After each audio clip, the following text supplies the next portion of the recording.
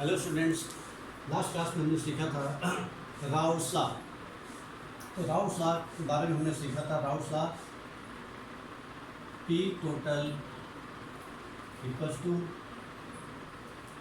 P naught A chi A plus P naught B chi B। A and B are components. यहाँ पर हम A1 और 2 और A and B दोनों ले सकते हैं। ये दो कंपोनेंट हैं, A और B कहें चाहे 1 और 2 कहें, दोनों एक ही बात है। तो हमने लास्ट क्लास में बताया था कि P बराबर P1, यहाँ पर हमने लास्ट क्लास में लिखा था यहाँ पर P01 P02, या हम लिखें A और B एक ही बात है, क्योंकि दोनों बार कई बार क्या होगा कि अलग अलग किताब में अलग अलग तरीके से लिखा रहेगा। कहीं पर A और B लिखा है, कहीं पर 1 और 2 लिखा है, जिससे कि हम कंफ्यूज ना हो। दोनों का मतलब यही है कि जो सॉल्यूशन है लिक्विड सॉल्यूशन, उसमें दो कंपोनेंट हैं, एक कंपोनेंट 1 कंपोनेंट 2, या कंपोनेंट A और कंपोनेंट B हम कह सकते हैं। उसके बाद में यहाँ पर P naught A chi A और काई A प्लस काई B दोनों की वैल्यू है 1। यहाँ पर हमारा रिलेशन आ जाएगा P टोटल बराबर P नॉट A और ये हो जाएगा 1 माइनस काई B plus P naught B chi B। इसको हम अगर सॉल्व करें अंदर तो ये हो जाएगा P naught A minus P naught A काई B plus P naught B chi B। अगर हम यहाँ से P नॉट A और हम प्लस यहाँ पर काई B कॉमन लेते हैं तो अंदर बचेगा P naught B minus P naught A। ये रिलेशन आ गया हमारा P टोटल बराबर P टोटल, यानी P टोटल बराबर यह आ गया। P नॉट A को हम ये भी लिख सकते हैं, या ये हम ये भी लिखना चाहें तो ये भी वही बात है। P T बराबर P not 1 plus chi B का मतलब 2 और P नॉट B का मतलब है आपका P not 2 minus P not 1। तो ये लिखें चाहे ये लिखें, ये दोनों एक ही बातें हैं। अब ये जो रिलेशन है इससे क्या कंक्लूजन निकलता है, इससे 3 कंक्लूजन निकलते हैं। वो हम कंक्लूजन आपको डिस्कस करते हैं कि क्या क्या इससे क्या फ़ायदा मिला। ये जो आपका इक्वेशन, इसको हम 1 मान लेते हैं। ये जो इक्वेशन 1 है वो क्या क्या बातें बताता है, तो क्या कंक्लूड करता है ये देखते हैं हम लोग। ये हमने लास्ट क्लास में डिस्कस किया था। ये देयर आर 3 कंक्लूजन। पहला है total vapour pressure over the solution. जो कंक्लूजन है इस फार्मूले के through, the total vapour pressure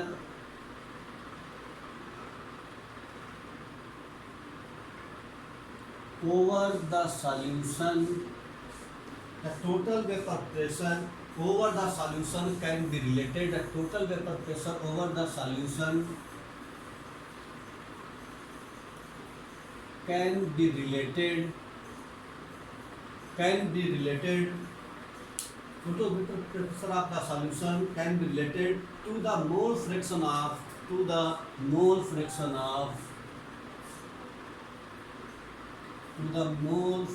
of any one component। मतलब क्या कर रहे हैं कि total vapour pressure of the solution P total can be related to the mole fraction of any one, यानी काई 2 भी रख सकते हैं और यहाँ पर काई 1 भी रख सकते हैं। तो काई 1 प्लस काई 2 बराबर 1। तो अगर हम चाहें तो काई 1 के टर्म में रखें या काई 2 के टर्म रखें, तो दोनों तरीके से इसको रिलेट कर सकते हैं। तो पहला कंक्लूजन ये निकला है। दूसरा कंक्लूजन क्या कर रहा है, total vapour pressure over the solution. दूसरा कंक्लूजन है बच्चों total vapour pressure over the solution, total vapour pressure over the solution, total vapour pressure P total vapour pressure over the solution varies linearly with the mole fraction of component 2। total vapor pressure of the solution vary, यानी vary करता है, किस तरह से करता है, linearly with the mole fraction of mole fraction of component 2, mole fraction of component 2 यानी chi 2, इस पर डिपेंड करता है। काई 2 का मतलब है मोल fraction of component 2 in liquid phase. इस तरीके से तो दो हमारा जो ये कंक्लूजन है।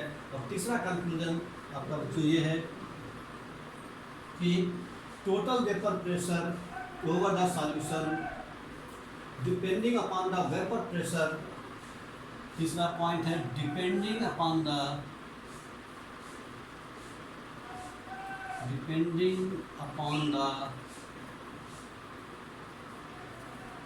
Vapour pressure,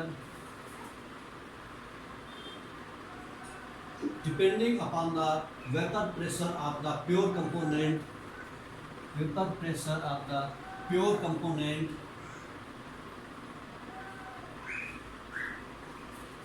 pure component 1 and 2, depending upon the vapor pressure of the pure component 1 and 2,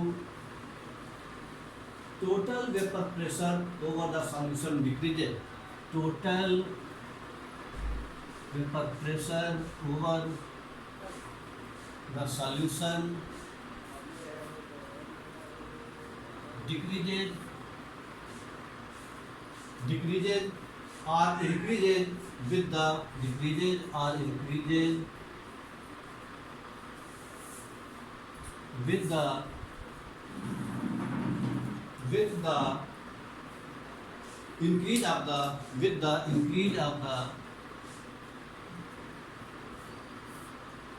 the mole fraction of with the mole fraction of component 1,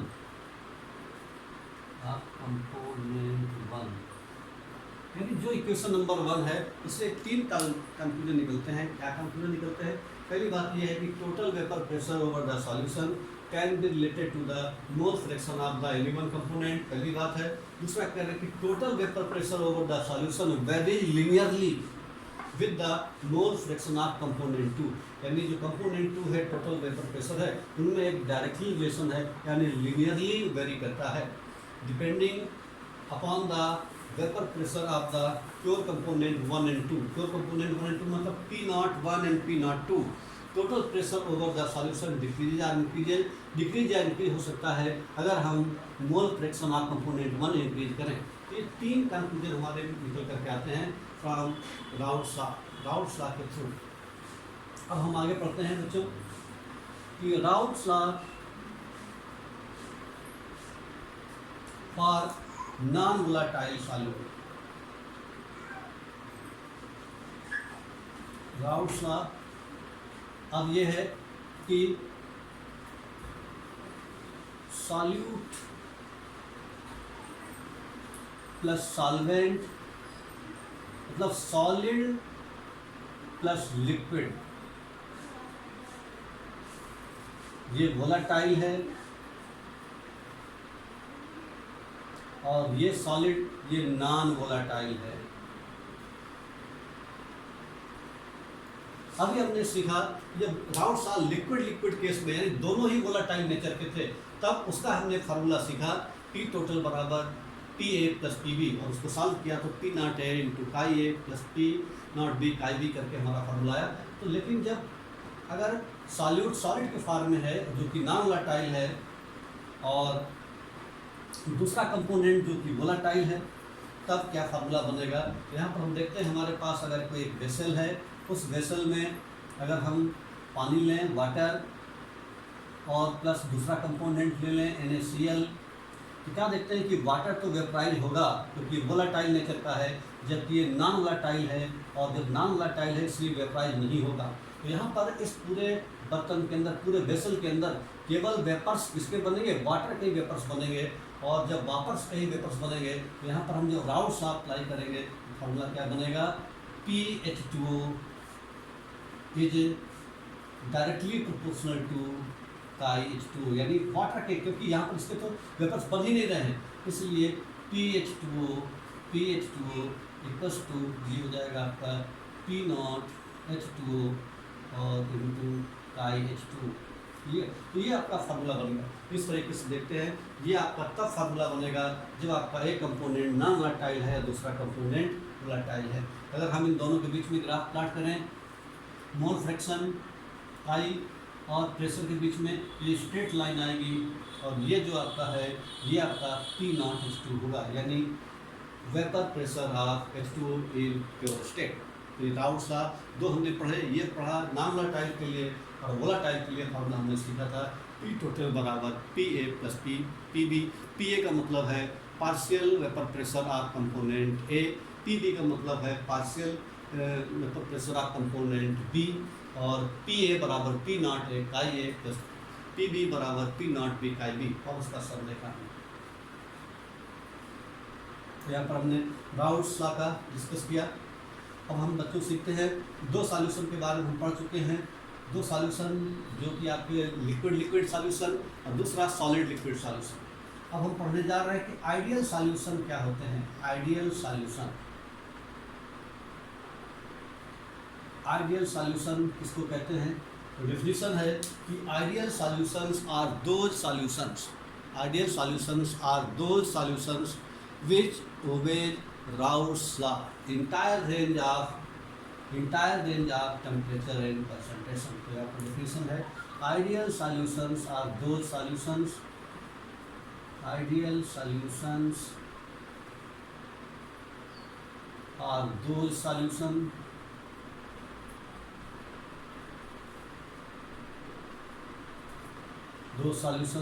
which obey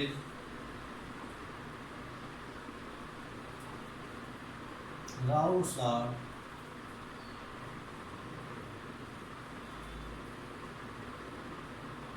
over entire range of temperature and concentration। मतलब Raoult's law ideal solution वो solutions है जो Raoult's law को हर temperature और हर concentration पर ओबे करे। ऐसे सॉल्यूशन को हम लोग आइडियल सॉल्यूशन के नाम से जानते हैं। परफेक्टली आइसोलेटेड सॉल्यूशन रेयर ही होता है, लेकिन कुछ सॉल्यूशंस ऐसे हैं कि वो लगभग आइडियल सॉल्यूशन की तरह बिहेव करते हैं। तो आइडियल सॉल्यूशन की क्या क्या कैरेक्टरिस्टिक्स होती हैं, तो आइडियल सॉल्यूशन की क्या क्या कैरेक्टरिस्टिक्स होती है ये हम जानेंगे। क्या क्या प्रॉपर्टी है आइडियल सॉल्यूशन की। तो पहला प्रॉपर्टी आइडियल सॉल्यूशन की ये है कि जो आइडियल सॉल्यूशन हैं उनको अगर हम आपस में मिक्स करें तो वहाँ पर क्या होगा, ये राउल्ट्स लॉ को ओबे करेंगे। और जब राउल्ट्स लॉ को ओबे करते हैं तो फार्मूला है हमारा राउल्ट्स लॉ को, दोनों लिक्विड सॉल्यूशन की बात कर रहे हैं यहाँ पर। जो सॉल्यूशन है वो कैसा है, लिक्विड और लिक्विड सॉल्यूशन है, दोनों ही वोलेटाइल हैं। तो PA बराबर P0H विदाउट लॉ को ओबे कर रहा है, तो ये फॉर्मूला लगना चाहिए। PB जो दूसरा कंपोनेंट है वो हो जाए P0B काई B, ये है। तो यहाँ पर P टोटल क्या होगा, इन दोनों के सम के बराबर होगा PA प्लस PB। इस तरह से राउल्ट्स लॉ को ओबे कर रहे हैं, इसलिए आइडियल सॉल्यूशन के लिए ये केस अप्लाई होगा। दूसरी बात क्या होती है कि अगर दोनों सॉल्यूशन को मिलाएं तो वहाँ पर उनके वॉल्यूम में कोई चेंज नहीं होगा, यानी डेल्टा V बराबर 0 होना चाहिए।